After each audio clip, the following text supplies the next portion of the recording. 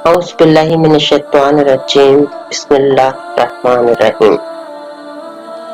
देखी और अनदेखी दुनियाओं के कादरे मुतलिक।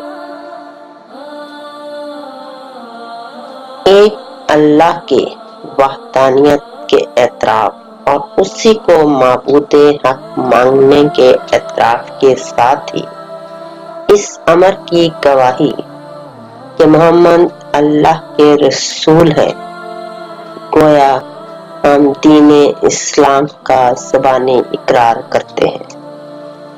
सलात दीन इस्लाम का दूसरा बुनियादी अहम रुकन है।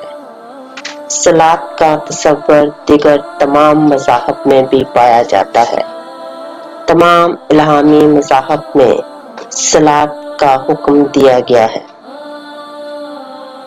अरबी ज़बान का लफ्ज़ सलात बुनियादी तौर पर इसका मादा साद, लाम और वाव है।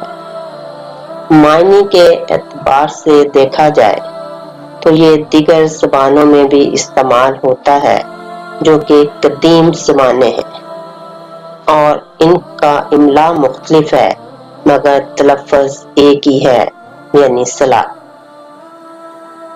हमारे यहाँ मायने के एतबार से सलात का तर्जुमा नमाज से किया जाता है।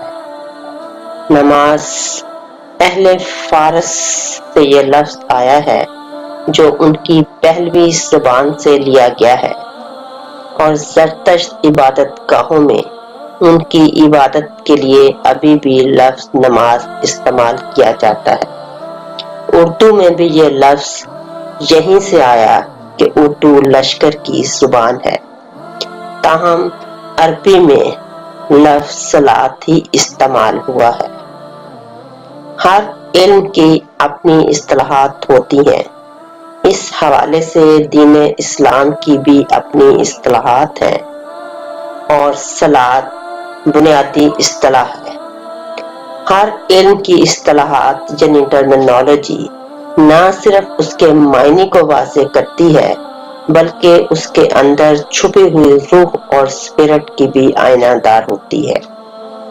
इसलिए बेहतर है कि सलात के लिए लफ्ज़ सलात ही इस्तेमाल किया जाए, लेकिन चूंकि हमारे यहाँ नमाज का लफ्ज़ बहुत ज़्यादा राइज हो चुका है, इसलिए फिलहाल इसको तर्क नहीं किया जा सकता।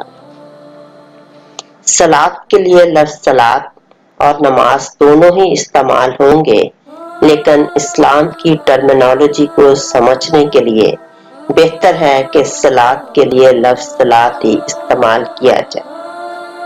सलात के मायने वाबस्तगी के भी हैं, यानी किसी के साथ लगे रहना, चिमटे रहना, पीछे पीछे चलते रहना। कुरान पाक में मुसल्लीन का लफ्ज़ इस्तेमाल हुआ है नमाजियों के लिए। सूरह माऊन में है कि फवल्लिल मुसल्लीना के तबाही है, बर्बादी है उन नमाजियों के लिए। फिर आगे उनके औसाफ है। मुसल्लीन की वाहिद मुसल्ली है। घोड़दौड़ में उस घोड़े को मुसल्ली कहा जाता है जो जीतने वाले घोड़े के साथ साथ हो, उसके पीछे पीछे हो, करीब करीब उससे चिमटा हुआ हो। यही नमाज के और सलात के मायने में इस्तिलाह वाबस्तगी और चिमटे रहने के में है। लिसानुल अरब में सलात के लिए दुआ, नमाज और तस्बीह के अलावा इसके मायने किसी चीज को आग की तपश में रखकर सीधा करने के भी हैं। कहा यह जाता है कि गीली लकड़ी को अगर आग की तपश में तपाया जाए तो उसका टेढ़ापन दूर हो जाता है।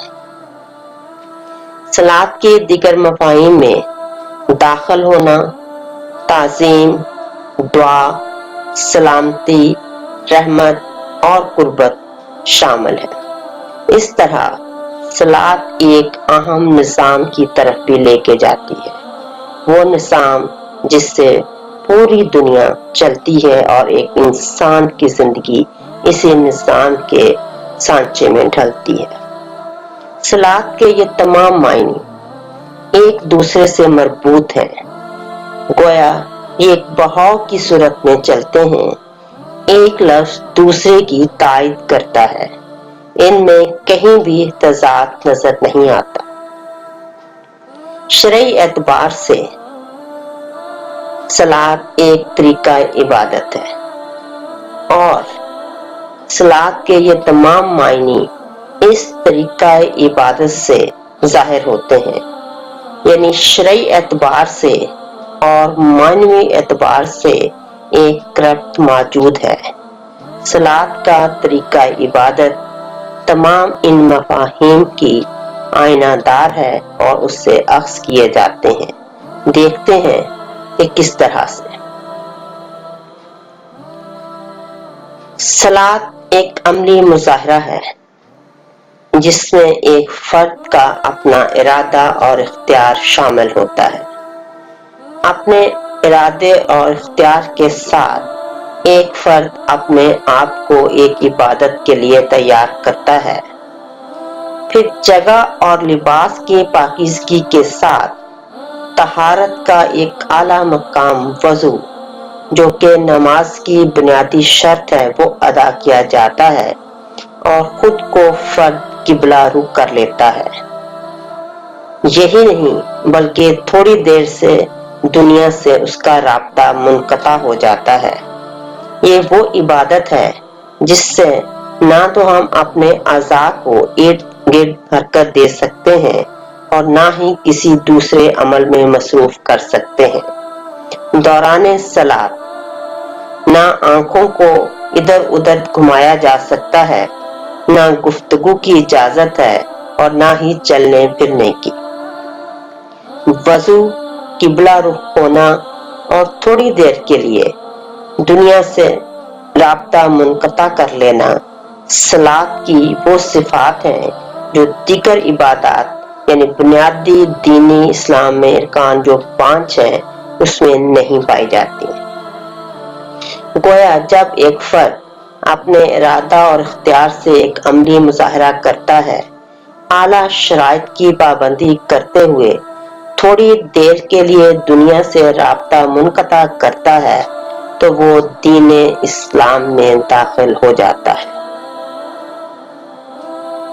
صلاۃ کے بنیادی ارکان میں قیام، جب اللہ اکبر کہہ کر اپنے آپ کو قبلہ رخ کیا جاتا ہے، پھر انتہائی تعظیم کے ساتھ، ادب کے ساتھ اپنے بدن کو جھکا کر اللہ کی کبریائی بیان کرنا، یعنی سبحان ربی العظیم، اور پھر یہی نہیں بلکہ سجدے میں اپنے بدن کے اعلیٰ ترین عضو پیشانی کو زمین پر رکھ کر اس بات کا اقرار کرنا کہ سبحان ربی الاعلیٰ تعظیم کے اعلیٰ مظاہر ہیں۔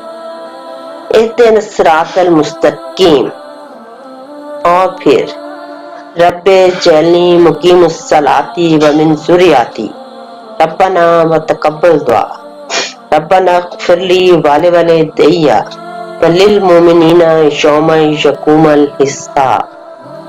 یہ دعائیں بھی صلاۃ کے دعا ہونے پر دلیل کرتی ہیں۔ دعا کے اسی مفہوم کو اللہ تعالیٰ نے قرآن پاک میں اس طرح بیان فرمایا ہے۔ آپ صلی اللہ علیہ وآلہ وسلم سے کہا گیا، خذ من اموالہم صدقات تطہرہم وتزکیہم بہا وصلی علیہم، کہ لے لیجئے ان کے مالوں میں سے صدقہ تاکہ آپ اس کے ذریعے سے ان کو پاک کر دیں اور ان کا تزکیہ کر دیں، وصلی علیہم، اور ان کے لیے دعا کیجئے۔ یہاں ہم یہ نہیں کر سکتے کہ نماز پڑھیں، بلکہ یہی ہے کہ ان کے لیے دعا کریں۔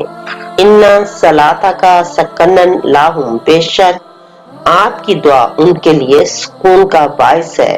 واللہ سمیع علیم، اور اللہ تعالیٰ سننے والا اور جاننے والا ہے۔ جب صابرین کو بشارت دی گئی تو سورہ بقرہ میں اللہ تعالیٰ کا ارشاد ہوتا ہے، اولئک علیہم صلوات من ربہم ورحمۃ، یہی وہ لوگ ہیں کہ ان کے اوپر خصوصی رحمتیں ہیں اور ان کے رب کی طرف سے اور عمومی رحمت بھی ہے۔ وَأُولَئِکَ هُمُ الْمُهْتَدُونَ، اور یہ وہی لوگ ہیں جنہوں نے ہدایت پا لی۔ یہاں صلاح کا لفظ خصوصی رحمت کے لیے استعمال ہوا ہے اور ساتھ ہی لفظ رحمت بھی ہے۔ اس سے ثابت ہوتا ہے کہ صلاح سے مراد کوئی خصوصی اور عام رحمت سے بڑھ کر بڑی رحمت ہے۔ سورۃ احزاب میں اللہ تعالیٰ ارشاد فرماتے ہیں کہ ان اللہ و ملائکاتہ یصلون علی النبی، کہ بے شک اللہ اور اس کے فرشتے نبی پر درود بھیجتے ہیں، سلامتی بھیجتے ہیں، رحمت بھیجتے ہیں۔ ہمارے ہاں اس کا ترجمہ درود ہی کیا جاتا ہے۔ یا ایھا الذین آمنوا صلوا علیہ، اے ایمان والو تم بھی نبی پر رحمت یا درود بھیجو، وسلام تسلیما، اور اپنا سلام پیش کرو۔ یہاں سلامتی بھی ہے اور رحمت بھی ہے۔ اور جو میں نے کہا کہ ہمارے ہاں جو لفظ درود ہے، جب ہم نبی صلی اللہ علیہ وآلہ وسلم پر درود ابراہیمی پڑھتے ہیں تو وہ کیا ہے؟ آپ کے لیے سلامتی ہے، رحمت کی دعا ہے۔ درود ابراہیمی میں ہم اللہ سے دعا کرتے ہیں کہ اللہم صلی علی، اے اللہ سلامتی بھیج، رحمت بھیج، علی محمد و علی آل محمد کما صلیت، جس طرح کے رحمت کی آپ نے، سلامتی کی آپ نے، علی ابراہیم و علی آل ابراہیم انکا حمید مجید۔ اور پھر دوسرے حصے میں کہ اللہم بارک علی محمد، اللہ تعالیٰ برکت دے محمد کو، وعلی آل محمد، اور ان کی آل کو، کما برکتا علی ابراہیم، جیسے کہ آپ نے برکت دی ابراہیم کو اور ان کی آل کو، انکا حمید مجید۔ اس طرح انتہائی تعظیم کے ساتھ اللہ کی کبریائی بیان کرتے ہوئے اللہ کی رحمت کو طلب کرنا اپنی ذات کو مکمل طور پر سرنڈر کر دینا ہے۔ اور جب انسان اپنی ذات کو مکمل طور پر سرنڈر کر دے تو پھر وہ اللہ کے قریب ہو جاتا ہے۔ نماز یا صلاۃ کے ان مفاہیم میں ہم دیکھتے ہیں کہ وابستگی بھی ہے، تسبیح بھی ہے۔ جو انداز بیان کیے گئے اس میں ہم اللہ کے احکام کے ساتھ ساتھ چلتے ہیں، ایک کے بعد دوسری نماز، یعنی ایک وقت کے بعد دوسرے وقت کے لیے ایک طریقہ عبادت کے ساتھ ساتھ پیچھے لگتے ہیں، اللہ کی ذات سے اپنا تعلق قائم کرتے ہیں۔ اور پھر کہ کسی چیز کو آگ کی تپش میں رکھ کر سیدھا کرنا، گناہوں کو یہ آگ جلا کر بلا شبہ راکھ کر سکتی ہے۔ اللہ کا ارشاد ہے ان الصلاۃ تنہی عن الفحشاء والمنکر، یہ اسی جانب اشارہ ہے کہ 5 وقت کی نماز انسان کو گناہوں سے پاک کر دیتی ہے، اور یہی تمام عوامل اور یہی تمام مفاہیم ایک نظام کی طرف لے کر چلتے ہیں۔ یہی نظام ہمیں اقامت صلاۃ میں ملتا ہے، اور اقامت صلاۃ کے معنی بھی یہی ہے کہ ایک نظام جو ہے وہ قائم کیا جائے، ایسا نظام جس سے ہمارا تمام کا تمام ضابطہ حیات ترتیب آتا ہے، اور اس کا ماخذ دین ہے۔ گویا دین کی روشنی میں جو نظام قائم کیا جائے وہی ہمارا ضابطہ حیات ہے۔ دین کے ایک معنی بھی نظام کے ہیں۔ جب اللہ تعالیٰ نے فرمایا کہ الیوم اکملت لکم دینکم، کہ آج میں نے تم پر تمہارا دین مکمل کر دیا، تو وہ کیا چیز مکمل ہوئی؟ وہ نظام حیات جس کے مطابق ایک مسلمان نے اپنی زندگی گزارنا ہے۔ صلاۃ اس دین اس نظام اور ضابطہ حیات کی طرف ہمیں لے کے جاتا ہے، اور آپ صلی اللہ علیہ وآلہ وسلم کا یہ ارشاد کہ الصلاۃ عماد الدین فمن ترکھا فقد ہدم الدین، کہ صلاۃ دین کا ستون ہے۔ جیسا کہ میں نے پہلے بتایا کہ دین ایک نظام ہے اور صلات اس کا اہم رکن، اس کا اہم ستون ہے، جس کے بغیر دین کی عمارت قائم نہیں ہو سکتی۔ تو گویا ہمیں صلات کے اندر نظامت کی ایک پہلی کڑی جو ہے وہ ملتی ہے۔ نظام کے حوالے سے اگر ہم سورۃ ابراہیم کی اس آیت کا حوالہ دیکھیں، جب حضرت ابراہیم علیہ السلام نے دعا فرمائی ربنا انی اسکنت من ذریاتی بوادی غیر ذی زرع عند بیتک المحرم، کہ اے ہمارے رب، میں نے اپنی اولاد کو آپ کے محترم گھر کے نزدیک ایک ایسی وادی میں ٹھہرایا ہے جو کھیتی والی نہیں ہے۔ ربنا لیقیموا الصلاۃ، اے رب اس لیے کہ وہ نماز قائم کر سکیں، فاجل افئدۃ من الناس سے، سو آپ لوگوں کے دل ان کی طرف علیہم ان کی طرف مائل کر دیں، وارزقہم من ثمرات، اور انہیں رزق دیں اپنے ثمرات میں سے، لعلہم یشکرون، تاکہ یہ شکر گزار بنے۔ تو یہاں جو حضرت ابراہیم علیہ السلام نے فرمایا ربنا لیقیموا الصلاۃ، اے ہمارے رب وہ نماز قائم کریں، اور آپ ان کے دلوں کو اس کی طرف مائل کر دیں، تو یہاں نماز سے مراد ایک پورا نظام ہے۔ ایک عبادت کے طور پر تو نماز کہیں بھی قائم کی جا سکتی ہے، اور اللہ تعالیٰ نے دین اسلام کے پیروکاروں کے لیے یہ بہت رحمت اور انعام رکھا ہے کہ وہ کہیں بھی روئے زمین پر پاکیزہ مقام پر اپنی صلاۃ ادا کر سکتے ہیں۔ تو یہاں سے ہم یہ بھی دیکھتے ہیں کہ ایک ایسا پھر نظام تشکیل پایا جو کہ پوری دنیا کے لیے تنظیم اور رہبری ہے۔ نظام کے حوالے سے ہمیں سورۃ انفال کی یہ آیت بھی ملتی ہے کہ وَمَا كَانَ صَلَاتُهُمْ عِندَ الْبَيْتِ إِلَّا مَكَانًا وَتَصْدِيًّا، کہ ان کی صلاۃ بیت اللہ کے پاس محض چند آوازوں اور تالیوں کے سوا اور کچھ بھی نہیں۔ اور پھر ساتھ ہی فرمایا فَذُوقُوا الْعَذَابَ بِمَا كُنتُمْ تَكْفُرُونَ، اور تم جو کرتے تھے اب اس کے بدلے عذاب کا مزہ چکھو۔ گویا صلاۃ صرف چند ارکان کی ادائیگی کا نام نہیں، کہ اسی طرح ادا کرنا ہے جو ہمیں اللہ اور پھر آپ صلی اللہ علیہ وآلہ وسلم نے بتایا، اور اس کا مرکز و محور ایک اللہ کی ذات ہے۔